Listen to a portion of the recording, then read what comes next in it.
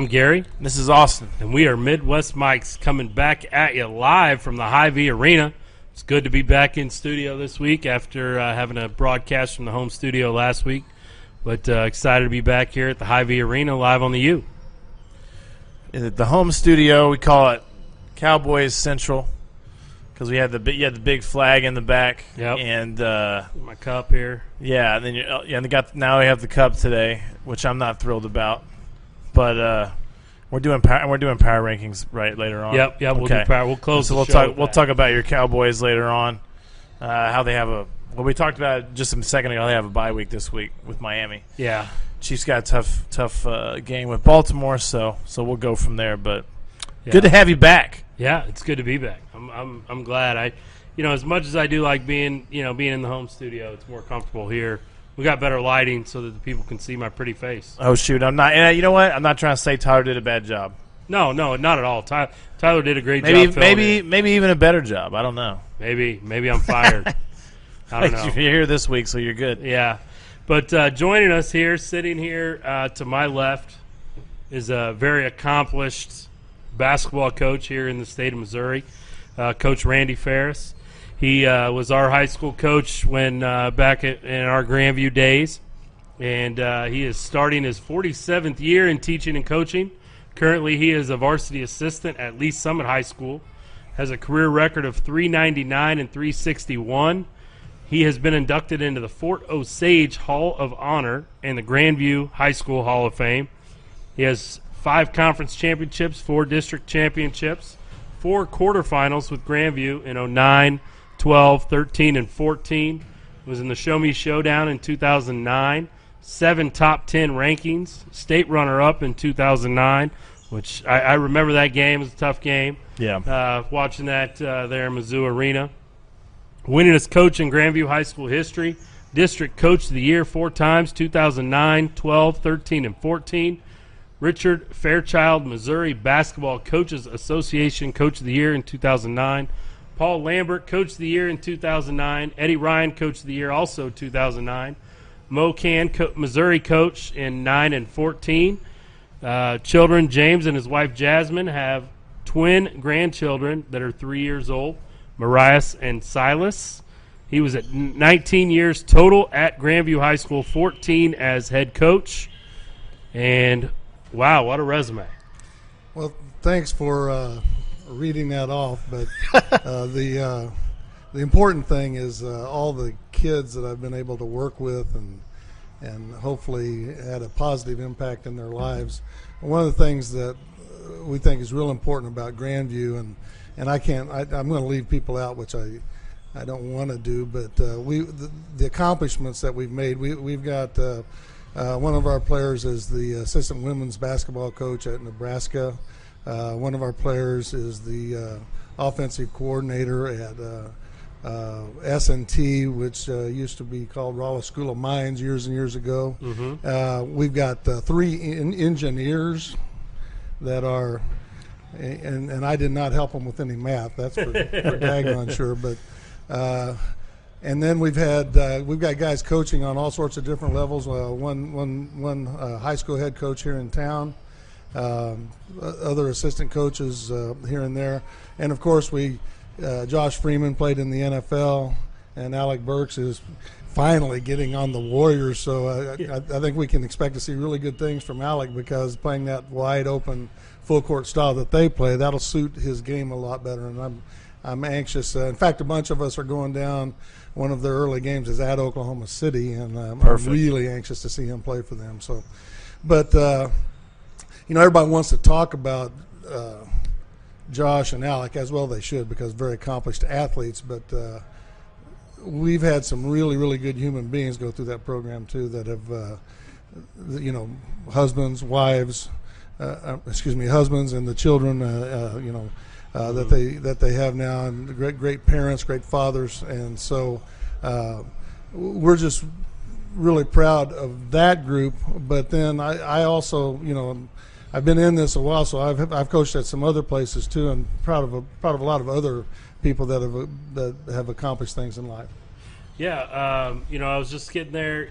Wentworth Military Academy, Blue Springs Junior High, Grain Valley High School, Southwest High, Park College, St. Pius X, McCune School for Boys, Crest Ridge High, Hilltop School, Grandview High, Central High School here in Kansas City, and then now at Lee's Summit.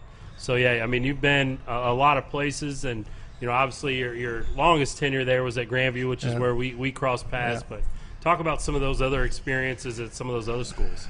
Well, there's so many of them. I'll start with St. Pius. I was there 3 years. We won the district championship all 3 years. It was Class 2. We won the district championship all 3 years.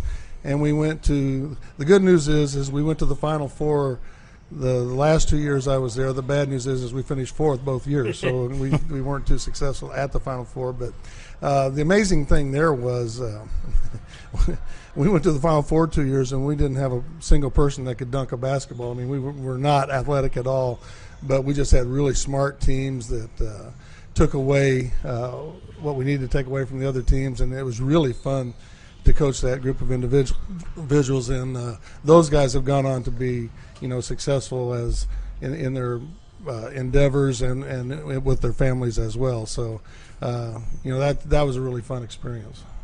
Yeah, you know, I came to – what's that, Jim? I got a question for Okay. Coach. Gary mentioned Richard Fairchild. Richard's, I believe it would be his grandson, but is a neighbor of mine. One of his relatives is a neighbor of mine, and then it's either his great-grandson or grandson is quarterback at Chillicothe.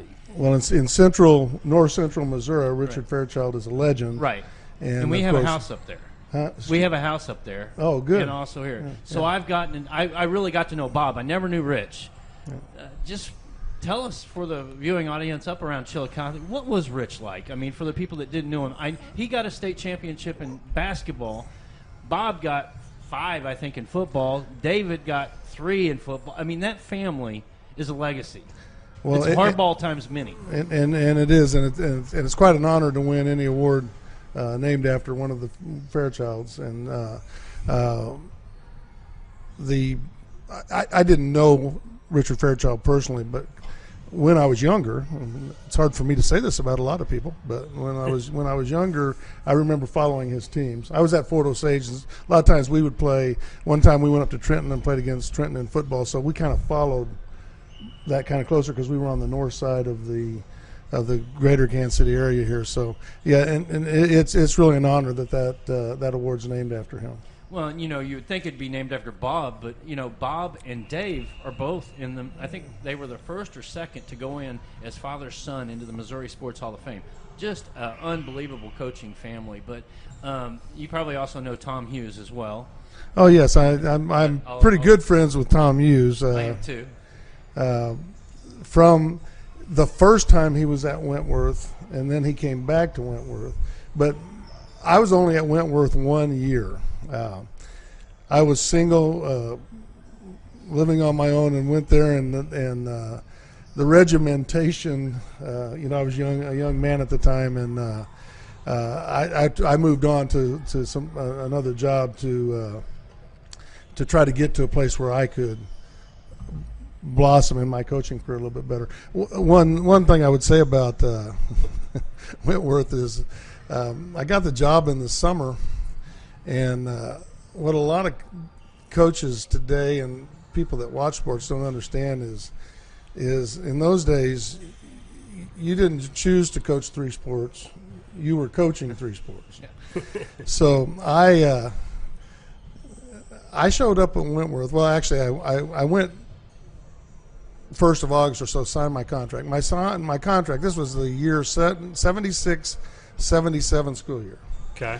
My contract was $6,400. I was the assistant football coach, the head high school basketball coach, and the head junior college baseball coach. $6,400. And these guys today, you know, and I just have to laugh at some of these people that talk about the money. Well, and you know, I'm all for teachers' salaries going up, and I'm not that much of a curmudgeon that I don't begrudge these younger guys more money, but they got to understand that there was a different day. Well, Tom Hughes, he came. His first stint at Wentworth was about 4 years after that, and he stayed for a few years, and then he went to Georgia, coached in Georgia, and I can't remember what school he was at. It was a college in Georgia, and then he came back and coached until, unfortunately, 3 years ago the school closed, and he was there. In fact, he led the push to try to keep the school open, but the school closed. And so the funny story I would tell, so I have all these jobs, and I had been an assistant football coach at University High. The reason I was looking for a job, I was at University High for 2 years, and then University High, Central Missouri's University High, closed down. So I'm looking for a job. Yeah. So I had coached football. I'd been assistant football coach there, and that was a 1A program, and I was kind of learning my way because I had never coached much football. But, I felt like I was learning and doing a good job. But so I show up, and I walk in, and there's this guy named Paul Butheris, who's one of the greatest guys I've ever worked for. He was the athletic director and head football coach at Wentworth Military Academy. And so he says, I walk in his office, and, we do some small talk. And then he says, well, Randy, you're going to have them the first 3 days. I go, what do you mean I'm going to have them? He goes, one of my jobs as athletic director is I have to take the college vans. Now, we're in Lexington, Missouri. He's got to drive the college vans up to the airport, collect people, and bring them back to Lexington. So for the first 3 days, as the people are arriving, and most of the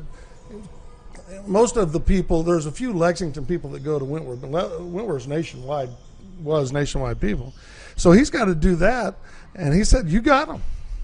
And I said, well, what do you want me to do? And he said, get them in shape. So we had a 7-man sled, and it was hot as it was out here today in Kansas City, Yeah. And I just worked their little tails off, and then we'd run sprints afterwards. And that was back in the day too, where no water breaks. We're not taking any water breaks. What do you mean you need a water break? Let's go. Get on the sled.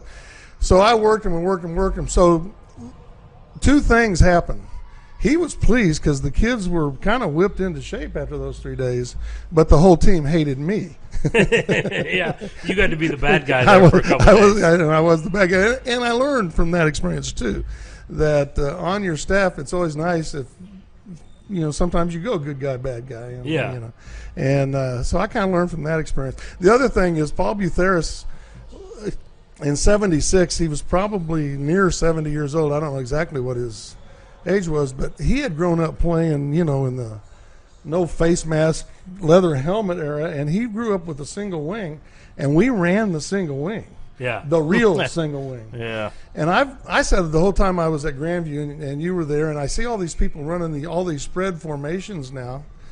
If somebody would take the time to learn that single wing and run it, Yeah. they could be successful right now because they're close to it anyway. They just pass more out of it than those teams back there do.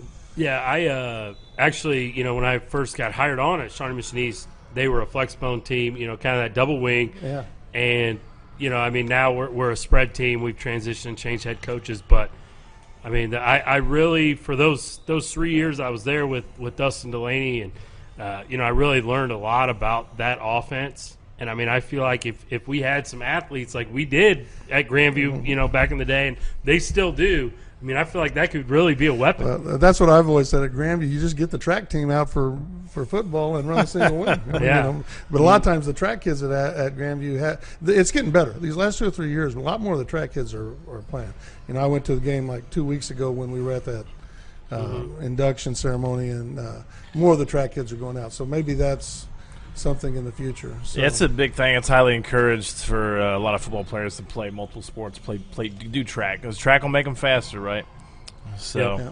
And I'm sure too from coaching basketball those years. College recruiters love to hear that hey, this guy does football and this guy does this and this guy does. They love to hear that they're those multi-sport guys. Yeah, well, and that is true. You're absolutely 100% correct.